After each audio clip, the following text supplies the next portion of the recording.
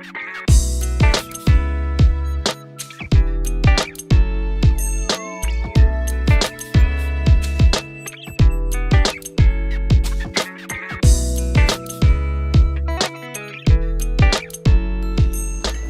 to discuss some important things, and I don't have a lot of time to do it. We're going to discuss wastewater treatment, and this is not the best time to do it while you're eating, so I apologize for that.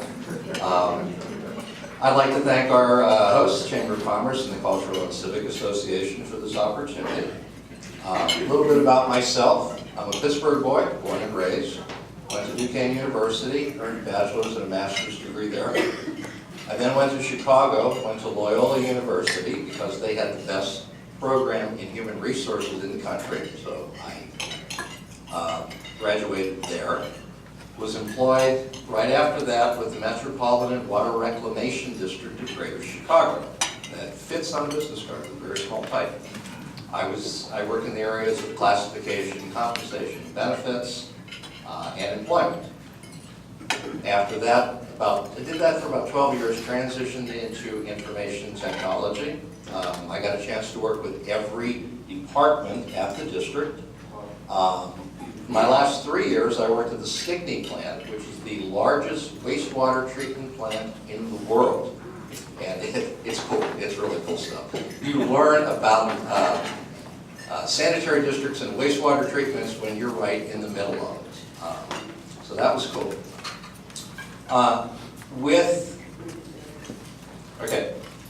Just want to say that I've got 27 years at the Water Reclamation District, 2.5 here, which is 30 years of experience in wastewater treatment. Tom Reski has 40. Between the two of us, we have 70 years of experience in wastewater treatment, and our opponents have 0. Sorry to say. So let me just say in conclusion, I would respectfully ask for your votes. And even the friends of our opponents, because what we're doing is important work, it's government work, to protect the public health and the environment. There's one other thing, take a look at our website, fhsd2017.com. Thank you so much. Thank you, Greg.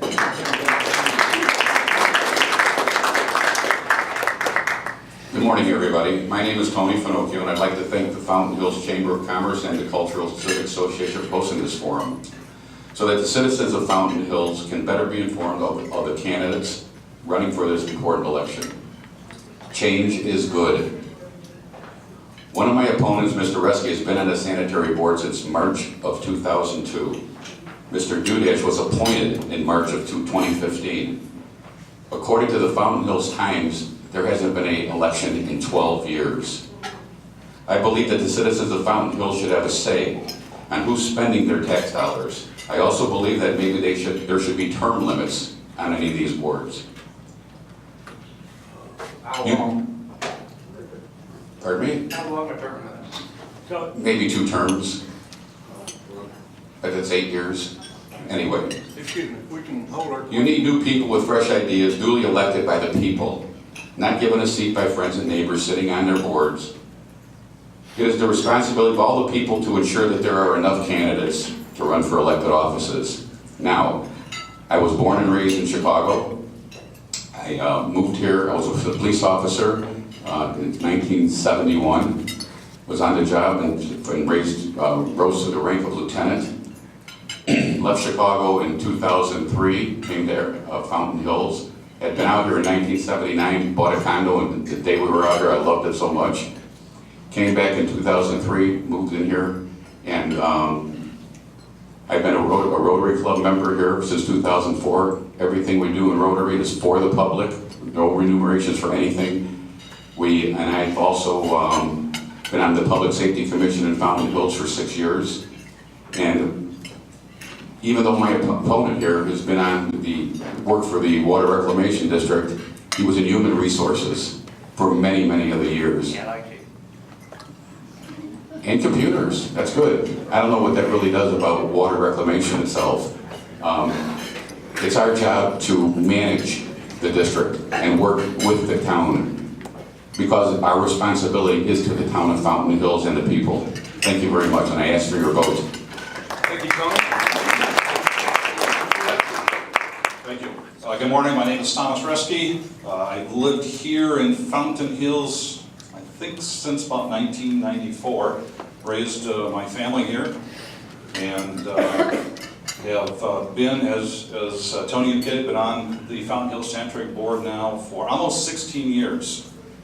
And frankly, the reason I've been on the board that long is nobody else wants the job in that period of time.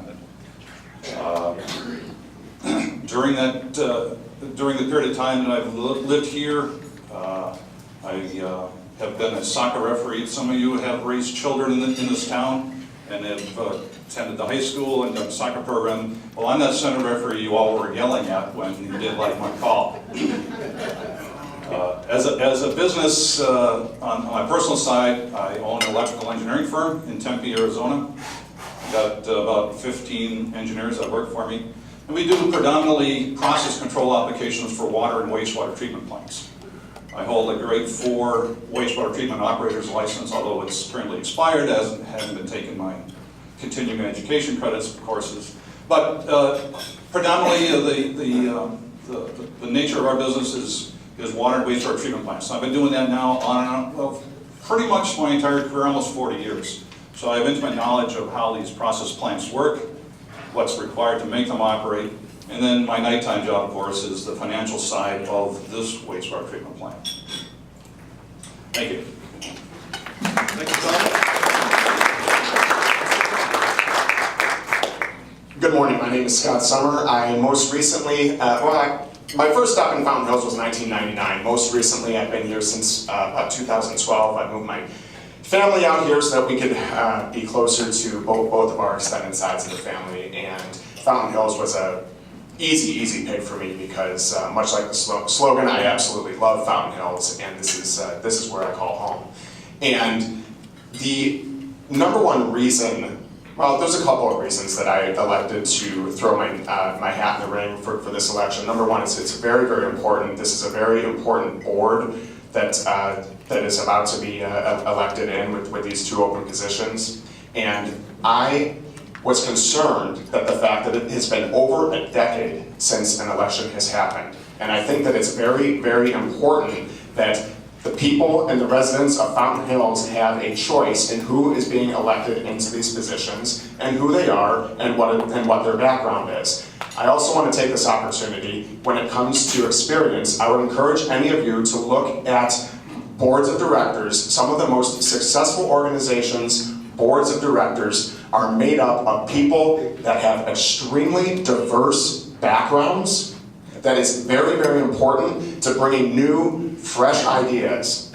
And my concern is that we have a lack of that broadness here on our current Sanitary District Board. And it is for that reason that I'm asking for your vote today. When the ballots come out in October, remember, I'm running so that all of you have a choice in the matter and that we don't continue these appointments moving forward. Thank you. Thank you, sir. Okay, at this time, I would like to read 3 questions and allow the candidates to respond. These questions were selected from emails and cards submitted at the door this morning and the emails and information that we received at the chamber. Due to time restraints, we are not able to ask more than 3 questions at this time. However, we will give the candidates a minute and a half to respond, and I would appreciate you staying to that time limit.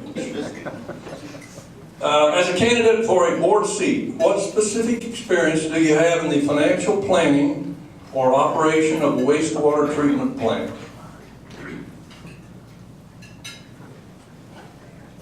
You want us to stand or sit? You can do whatever. No. Financial planning. First of all, I have been on the board of the Fountain Hills Sanitary District for the last 2.5 years. We do, can you hear me? No, it's not ours. Just put it right. You know what? Let me just shout. Okay, for the last 2.5 years, I've actually been doing the job. We do budgeting. I have been an integral part of that. When I worked at the Water Reclamation District in Chicago, I did the personnel department's budget for 4 years. I know public sector budgeting because I've done it. It's complicated, but it makes sense. And bear in mind, we are not private sector. We don't do a profit. We simply budget what we need. As far as experience in wastewater treatment, as I said, I worked at the largest wastewater treatment plant in the world. I got a chance to see the operation. If you've ever been to a small sanitary district, such as in Fountain Hills, a lot of what we do is enclosed, so you really don't get a chance to see it.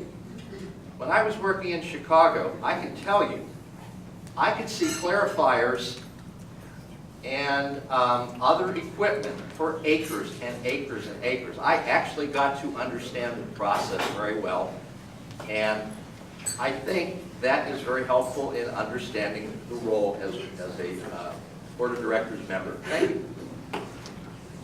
Thank you, Greg. Tony? Right off the bat, I never worked for a wastewater treatment plant, but you know, you don't need to know about wastewater to manage the board or to manage the people. I have a degree in business and a major in accounting. I have a master's degree in criminal justice, and my wife and I, we owned a business that had 75 employees. I did the budgeting in there. We had very successful in that business. What else? We again, you know, in order to run a good organization, you need to understand the people of the organization and what their premise is. The premise of the Water Reclamation District is to provide clean water at a significant price. This man here has been on the board for 15 years. I don't have a business. He has a business. He's been writing things in the paper about us that we're unqualified and everything else. He has a surrogate person that writes for him. I believe it's his wife. She doesn't put it in the paper that it's his wife, but she talks about us like we're totally incapable of doing anything. It's time to connect the dots on this board about the people that are on it. Thank you.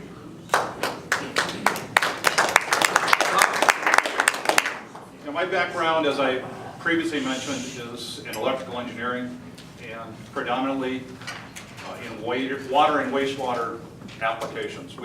My firm and my experience away from the town of Fountain Hills is to write the software to make these process applications that run the plant. We do it for municipalities, pretty much every single municipality here in the state of Arizona, also in other states in the western United States as well. So my experience in water and wastewater is significant. Again, it goes back almost 40 years of my career in one capacity or another. As a board member, however, our responsibility is fiduciary. We do not tell Ron Huber, we do not tell Dana Tromke how to run her plant. They are charged with the responsibility of running their plant. We just simply oversee the amount of money that they request for construction projects. And then we make a decision as a board, collectively as a board, that this is money well spent. We don't have the luxury, unfortunately, of shutting a gate and turning the plant off. We have to, the plant here in this town has to run 24/7, 365 days a year. So when you talk about spending money, we have to pre-plan for construction projects and obsolescence of equipment. And that's what we do as a board.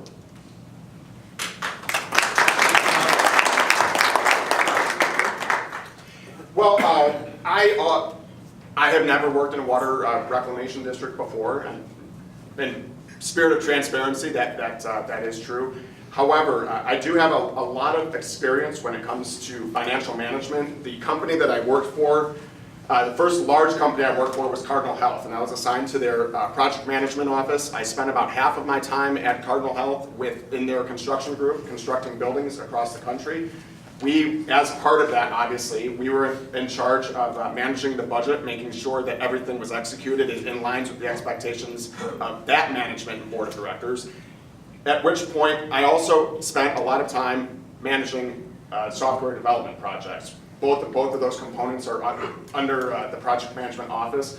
All of those functions are very financially driven, and I have a lot of experience with managing financials in a large organization, like I have done previously, and also in a smaller organization like I am today. As a business owner here in Fountain Hills, I don't have the luxury of deferring this out. It's me. I have to take responsibility for it. So that is the experience that I intend to bring to this board.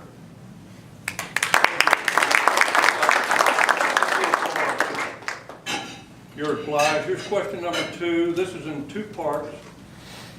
A, should the Fountain Hills Sanitary District serve the state trust land to the north of the town and with the current plant on Saguaro Boulevard? And B, should the Fountain Hills Sanitary District build another plant to serve Goldfield Ranch to the north of the town on State Highway 87? Why don't we go backwards and give you some time to think about it? Scott, if you could reply first. Sure. We'll go this way. I think is anybody unfamiliar with where the state trust land is? Paul, if you don't mind posting it out, it's parcels 3 and 2 in the upper corner of the map there. Obviously, given the proximity to the sanitary district, I think it only makes sense that the sanitary district does serve that state trust land. The key is who ultimately ends up paying for it, though. And I think that that's something that needs to be looked at very, very closely. It's my understanding that if the state trust land exceeds 1,300 in that neighborhood amount of homes, that there's going to be a lack of ability on the current sanitary district's situation that they'll be able to serve that. So obviously some upgrades and some improvements are going to need to be made. And I think that it's only appropriate that the developer that ultimately develops those 2 parcels is strongly encouraged to be involved in the spending to make sure that that happens. Secondly was the serving of Goldfield Ranch, which is north of, to the north of town.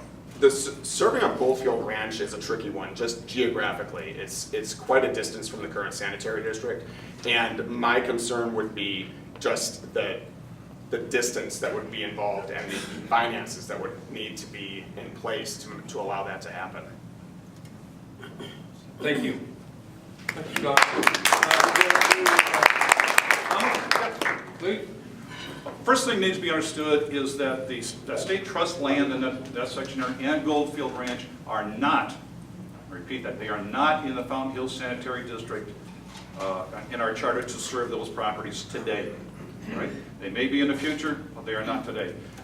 When the Elman Group originally bought that land, they came to us, the Sanitary Board, and asked, we had a lot of negotiations back and forth with them about how do we serve that piece of property. And basically what it came down to over the period of about a year of back and forth is that the developer would pay for all of the costs associated with getting the infrastructure collection system into the sanitary district, as well as any expansion that the sanitary district would need to have done. We have pretty much concluded that we're good to accept about 1,100 homes. 1,101, we really don't know that we can handle, or any number of homes beyond that. So when it comes time to whoever buys that land, once again, it will be up to them as a developer to do a study of our plant, our sanitary district plant here in town, to determine if we have the capacity to handle all the sewage that would flow from that, and also the water that comes out of the back end of the plant. Where do we put that? We're going to need to build additional wells, storage and recovery wells. All of that will be bared by the responsibility of the developer, and we will not allow them to build, the county probably will not allow them to build a package plant on that property to serve themselves. That just isn't going to happen. Thank you.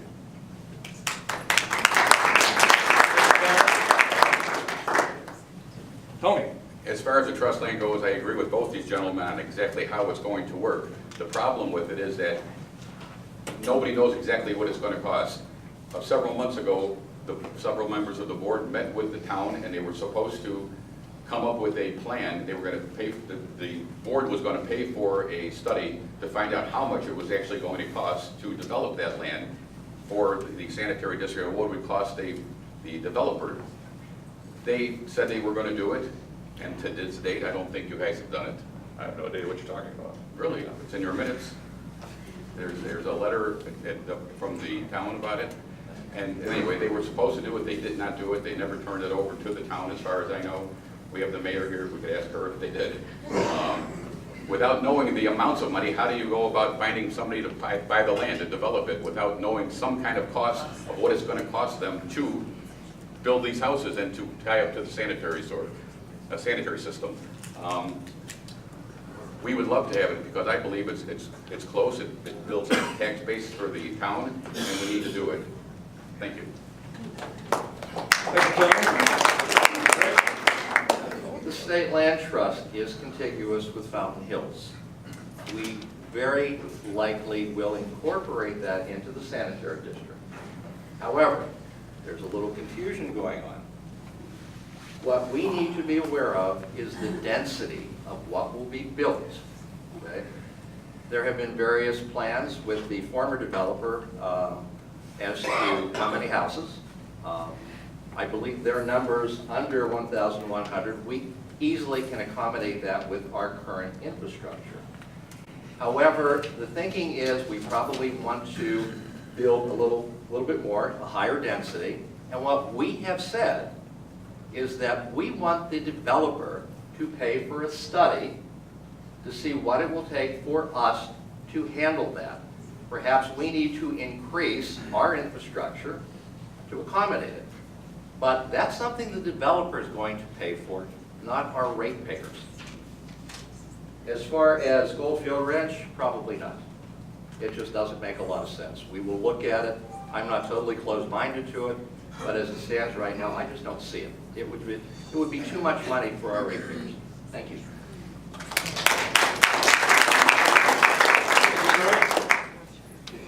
Is there any other comments on the Goldfield Ranch from the others briefly? Not likely to happen. I don't believe it should happen either. It's too far away. It'd be very costly to run the piping and all the infrastructure to it. Thank you. Okay, question number 3. We'll go alphabetically, left to right. Mr. Dudash, do you believe the quality of affluent water in Fountain Hills can be improved? And if so, would you be in favor of Fountain Hills Sanitary District spending the money to improve this quality? And this would include the lake and any other affluent water that is furnished to the golf courses and other facilities. I wish I had more time on that one, because that is a wonderful question. What we do is we provide Class A+ effluent to both the golf courses and to the town. That is the highest quality effluent in the state. Okay? There are some problems. There's sodium, which comes from water softeners, and that is the enemy of grass. So if you're irrigated, you've got a golf course, and 80% of our water goes to the golf courses, 20% to the town. Okay? The problem is, we did a study back in 2010 to see what it would cost. We were looking at what's called RO, reverse osmosis, to take the salt out, and we're looking at $15 to $22 million to build that plant. Now, if you break that down for every man, woman, and child in Fountain Hills, that's $1,125 per person. If, on the other hand, you go to Epcor, who has potable water, drinking water, and you were to fill the whole fountain, which is big, I forget, it's million 10 gallons, is it? It would cost $15 per person. So the whole cost structure there, it doesn't make sense for us to build elaborate plants. And we, in fact, once we did that, we looked at the golf courses, we talked to the golf courses, we talked to town. They weren't interested in assuming the cost for that. And that's not something that we would push on our ratepayers. It's just, that wouldn't be fair. Thank you, Greg.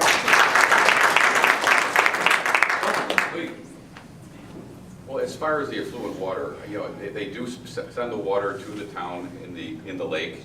Unfortunately, the lake evaporates. It creates a bigger and larger salt deposit in the lake, which when the fountain goes off, it pollutes the air, pollutes the area around it, and it's been like that for years and years and years. And in order to do it, you need to have some type of system. There's no way to get the salt out of the water unless we use a RO system or some type of new invention, which I just heard about last night, that a gentleman is trying to make, is going to cost people around $400 to get the salt out of their water in their homes. If that works, that would be great. But if it doesn't work, we need the sanitary district to work with the town. The sanitary district is responsible for the water they put out, and they can't get the salt out of it. They cannot do it. The town cannot do it. But we have to come up with some way to try to make it better for the lake, for the golf courses. Right now, there's no possible way they can do it other than spending the money for an RO system. We could float a bond issue for 5 years, 10 years. We have a lot of money that goes into the budget of the sanitary board, sanitary district. They use it wisely, I assume. I haven't gotten through all the numbers, but as I look at it, you know, we need to do it in order to make it safe, and for the people around the town, they need to work with the town. They have a fiduciary responsibility to the voters of this town. Thank you. Tony, comment? Yeah, thank you. Now, both these gentlemen are absolutely correct. To build an RO plant, it's probably going to look at somewhere between $22 to $25 million, and then on top of that, we have to add at least 3 to 4 more chemical processes, adding another $4 to $5 million. So ultimately, you're probably looking just shy of $30 million to improve the water beyond Class A grade plus water.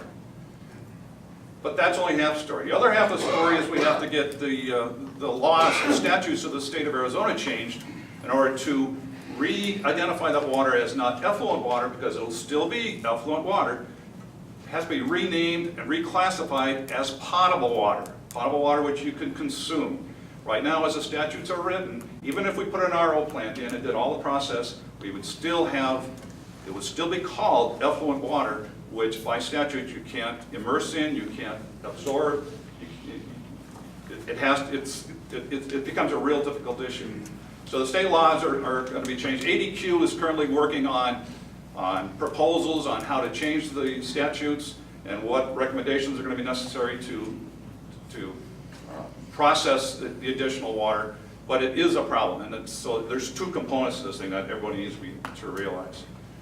The water in the lake is predominantly gets dirty because of the birds that get into it and all the particulates from the air that drop into the lake. The water, as it's piped out of the advanced water treatment plant, looks, if you looked at it, it looked like drinking water. You probably have one of the vials of that, yeah. It looks just like that. You say, oh, I can drink that. Well, this is still effluent water, so we can't. Thank you. You keep it. Thank you, Tom. Sure. This is actually something that's very important to me, because one of our greatest assets in this town is Fountain Park, is it not? And one of the things that I get frustrated with a lot is the quality of the grass that's in there, and it's my belief that it's a lot of the sodium in there is the major challenge. And I do think that there's definitely something that the sanitary district and the town can work collectively on, because the town does manage the park, but the sanitary district also manages the water getting to the park. And it's important to make sure that it's going to take a lot of people to address this. And there might be some simple things. It may not require, I don't know. That water that the park is watered with comes from the lake. Can we work with the town to pull it from another source before it gets into that high concentration of salt? Desalinization, possibly something else to look at. Does it have to be RO? The point is that I think that there should be a number of ideas that are looked at, so that the water that is being used on the golf courses and in the parks and in Fountain Park is such that we can curb this this excessive sodium issue and have a higher quality of turf in the town.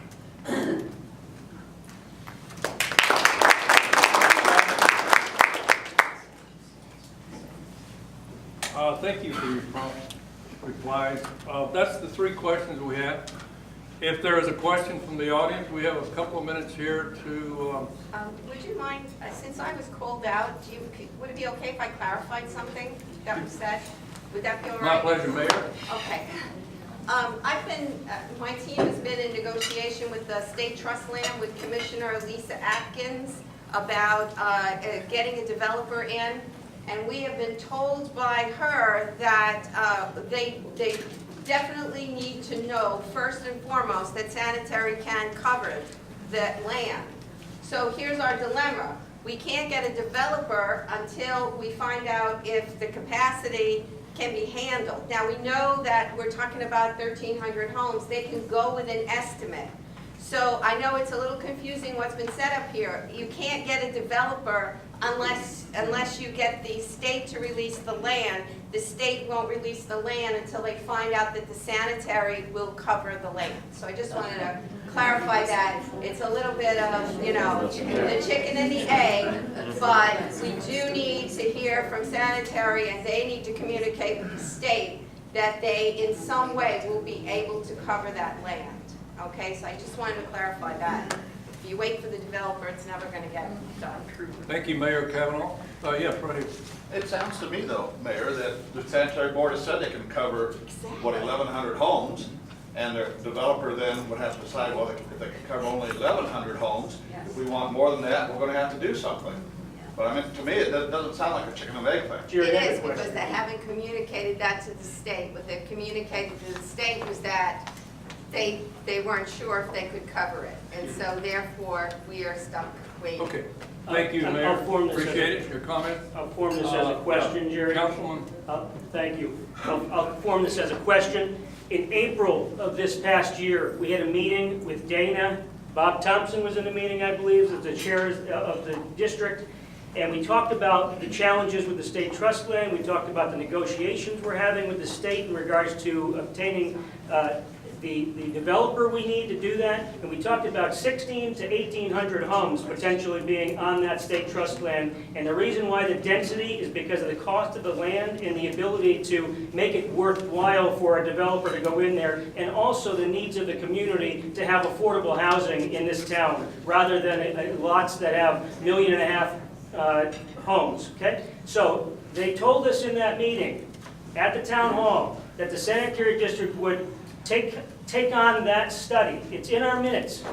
And to date, we have not had any. And I want to know, are they going to honor that commitment to do that study so that we can move forward with the negotiations accordingly? And in regards to costs, this is a chicken and an egg. And what happens with that state trust land, a developer needs to step up and do the plans and put the money forth to do that. The sanitary district could put the money up and do this study. When we find the developer, those funds can be refunded accordingly, and that's part of the statute. So I want to know if they'll actually do the study. Thank you, Councilman Thomas. I don't want to get into a situation here, but if one of you would like to, or any would like to comment on that, We'll go to Bob in the back first. Yeah. Sure. He made it into the meeting. Chairman of the sanitary district. The study would be funded by a developer that was interested in the land. Then, if they are the unsuccessful bidder, the developer who takes the land owes that money back to that developer. So that would be how that would happen. What hasn't been mentioned is I would like to commend the town for the recent activities that they have done to improve the quality of water in the lake. First of all, their improved timing system allows the fountain to go off more frequently. Secondly, they have put in a circulation system. Previously, the lake water circulated once every week, and now with what they've done, it's circulating once every day. A much improved circulation system. And thirdly, I don't know if it's been started yet or they are about to start a chemical injection system. So the town has finally stepped up and is doing its job to manage the water in the lake at a far greater level, and I commend the town for that. Thank you. Excellent. We have time for questions. Can I just ask one question? I still don't have my answer. Would the RO plant create jobs? No. Pardon me? Would the RO plant create jobs? No, it would. There'd be construction. There may be some small contractors in town that might be able to participate, but for the most part, it'd be constructed by a very large general contractor, primarily here in the state. So the jobs would be in the valley. So, no, but the answer generally is no. Good question. Carol? At the risk of showing my ignorance maybe, but out of the box sometimes, is it possible that given our altitude and up and down gravity of water, to pump some of this water up and do a riparian type area in some of our washes that will percolate that water down, and would it then be collectible, or does it go to an aquifer under, and it's ignorant, but maybe it's Let me go with that. One second. Now, the water, we do not have a discharge permit. We do not have a discharge permit to put the water in a wash. Just don't have it. And the primary reason we don't have it is because we have a sovereign nation to our east and to the south, and they do not allow us, they will not grant us a permit to let the water trickle down through the wash onto their property and then down the river. More succinctly, they don't want white man's you-know-what. I wasn't going to say that, I'm glad you did that. So the answer to your question, unfortunately, is no. Thank you, Tom. But what they do right now is they do put the water down into aquifers, and it sits down over there. People think that it's a big pool down in the bottoms of these wells. They take the wastewater after it's cleaned, put it down there for storage, and then pump it back out to send it where they need to send it to the golf courses or wherever they're selling it to. So aquifers don't just move really rapidly. They sit down there, and as the water sits down there, it really doesn't percolate through the system and clean the water any better. It doesn't get the sodium out of it. So when they pump it back up, it has just as much salt in it as the day they put it in. Great. Let me just jump in on that. The water that we provide to the town, we sell it to the golf courses. We provide it to the town for free. Again, Class A plus water. And once we provide that water to the town, it is the town's responsibility to manage it. There are some things called water features. In Chicago, we did these really cool waterfalls along the Sanitary and Ship Canal. And what that did is it added oxygen to the water. And so there's a number of things that can be done, features to the lake, that could improve the quality of it. Thank you. That's our, I'm sorry, it's our time that they've allotted us. We appreciate it. Scott, do you have anything you'd like to mention? Yes, be right up. Okay. Jerry, can I get an answer to my question? We have 4 members of this, there were 4 candidates, and they're going to have 2 votes in regards to whether the sanitary district puts the money forth to do the study.